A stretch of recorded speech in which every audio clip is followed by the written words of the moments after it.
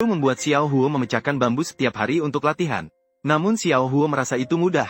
Hasilnya, tidak peduli bagaimana dia mencoba memecahkan, tetapi selalu hanya memecahkan bambu, dan tidak bisa memecahkan bambu sepenuhnya. Saat itu, Xiao Huo masih ingin mencoba memecahkan dengan jari. Namun tangannya baru saja bergerak ke tengah. Bambu langsung meloncat kembali. Guru tidak tahan melihatnya. Jadi dia memutuskan untuk menunjukkan contoh kepadanya. Dia pertama kali membelokkan bambu, lalu menggunakan kedua kakinya untuk menjepit bambu. Kemudian dengan putaran mematikan, langsung menuju bagian akar bambu. Bambu langsung patah menjadi beberapa bagian. Xiao Huo segera menyadari bahwa dia hanya perlu menggunakan kakinya. Namun siapa sangka, meskipun terlihat mudah, sebenarnya sangat sulit dilakukan. Xiao Huo tidak hanya gagal memecahkannya, malah terluka. Guru juga sangat kecewa melihatnya. Dia langsung meninggalkannya dan pergi. Namun Xiao Huo tidak memilih untuk menyerah, melainkan terus berlatih sambil menjepit bambu. Meskipun kakinya terluka, Xiao Huo tetap bertahan dan berlatih dengan gigi meski sakit. Akhirnya, kerja kerasnya membuahkan hasil. Xiao Huo akhirnya berhasil memecahkan bambu sepenuhnya. Beberapa hari kemudian, guru datang untuk memeriksa. Ternyata Xiao Huo sudah bisa mematahkan bambu. Tidak ada tanda-tanda luka dari bambu di tubuhnya. Maka guru memutuskan untuk menguji hasilnya. Terlihat guru mengambil sebatang bambu yang sudah patah, lalu langsung mengayunkannya ke arah Xiao Huo. Alasannya membuat Xiao Huo berlatih dengan bambu, agar dia bisa menguasai keterampilan tak tertembus. Namun siapa sangka, setelah beberapa ayunan, pinggang Xiao Huo terluka. Dia memberitahu Xiao Huo, bagaimanapun cara latihannya, setiap orang memiliki rahasia yang bisa diperkuat. Ini adalah satu dari sejuta. Namun Xiao Huo yakin selama tekad kuat, bahkan tongkat besi bisa diubah menjadi jarum.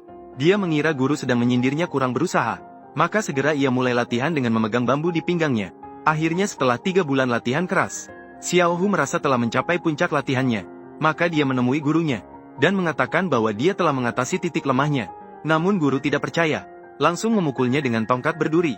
Xiao Huo berani menggunakan tubuhnya untuk menghalangi serangan. Namun sebelum beberapa kali pukulan, perutnya terluka oleh tongkat berduri. Xiao Huo terkejut. Apakah pintu rahasia kungfu benar-benar tidak bisa dihilangkan? Guru menginstruksikan Xiao Huo untuk mengangkat batu setiap hari. Namun Xiao Huo baru saja mengangkat batu ke bahunya. Guru malah menggunakan cerutu untuk membakar perutnya. Xiao Huo menunduk dan melihat. Dia melihat bekas luka bakar di perutnya. Xiao Huo marah dan siap memukulnya. Namun guru mengatakan itu tidak disengaja. Xiao Huo dengan enggan melanjutkan mengangkat batu. Namun siapa sangka guru kembali membakarnya dengan cerutu. Xiao Huo marah sekali. Namun guru mengatakan untuk kuat, harus marah. Karena marah memberi kekuatan. Xiao Huo tiba-tiba menyadari. Dia segera mengangkat batu dengan marah. Hasilnya membuatnya penuh dengan energi. Namun perut Xiao Huo penuh dengan bekas luka bakar. Akhirnya setelah 97 hari usaha keras, Xiao Huo akhirnya bisa mengendalikan kekuatannya dengan baik. Batu raksasa 1000 kg di tangannya seperti busa. Bahkan batu yang terkubur di bawah tanah, sekarang bisa dia cabut dengan mudah. Sementara itu, kakak kecil Xiao Huo sedang berlatih Iron Palm. Setiap hari, guru membuatnya menggoreng kedelai dengan kedua tangan. Terlihat sederhana. Namun seiring dengan kenaikan suhu panci besi, kacang kedelai di dalam panci juga semakin panas. Sangat keras. Apa ini kacang? Berapa tahun kamu latihan tinju pasir? Masih ada yang tidak diketahui. Ternyata guru telah meracuni kacang kedelai. Tujuannya adalah agar dia melatih tinju pasir hingga melebur.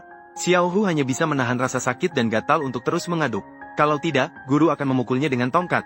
Tapi siapa sangka adik Xiao Huo lebih menderita daripada dia.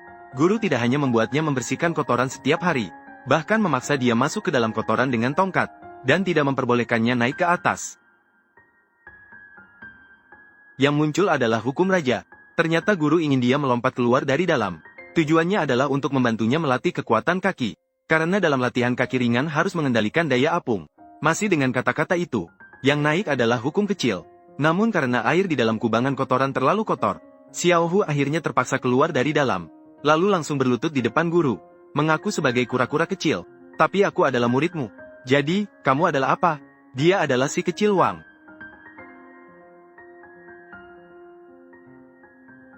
Malah membuatnya merasa diuntungkan. Boleh bermain, boleh bercanda. Xiao Huo setelah 3 bulan latihan terus-menerus, sudah bisa mengendalikan daya apung, melompat dengan mudah ke atas kolam kotoran. Maka guru menggunakan tongkat untuk menguji hasil latihannya. Namun, tidak peduli seberapa keras dia memukul, dia tidak pernah bisa mengenai Xiao Huo. Karena saat itu Xiao Huo telah menguasai keterampilan ringan hingga puncaknya.